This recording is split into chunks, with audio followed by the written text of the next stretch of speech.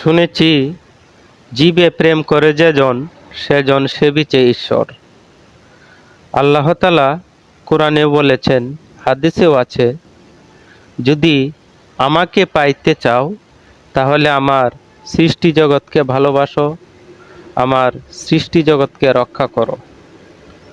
আর এই যে একটা মানবতা বিরোধী নিকৃষ্ট একটা কাজ করলো, শুধু কন্টেন্ট বানানোর জন্যে একটা জীবন্ত কুকুরকে বেঁধে রেখে কুমিরের খাবার বানালো।